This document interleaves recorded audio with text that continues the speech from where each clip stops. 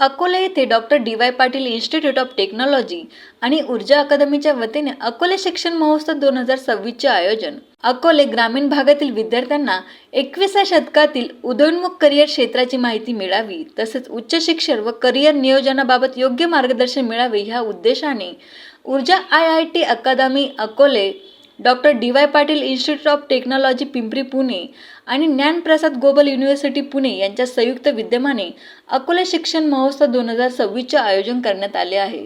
शिक्षण महोत्सवाचे आयोजन सोमवार दिनांक 29 जून 2026 रोजी अंबिका लॉन्स परखतपूर रोड अकोले येथे केले आहे.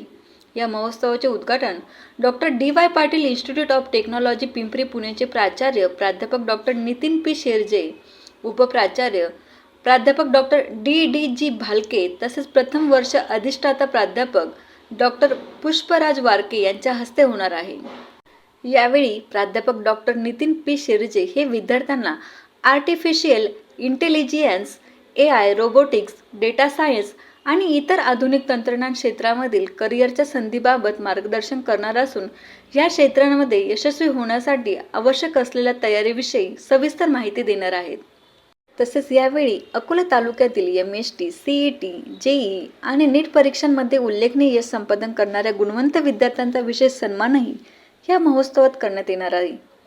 ऊर्जा IIT अकादमीच्या 50हून अधिक विद्यार्थ्यांनी MST, CET परीक्षेत 90% अधिक गुण मिळवत COEP, VIT, PICT, VJTI अशा नामांकित अभियांत्रिकी महाविद्यालयात प्रवेश मिळवला असल्याची माहिती ऊर्जा IT अकादमीचे प्राध्यापक राहुल देशमुख यांनी माहिती दिली.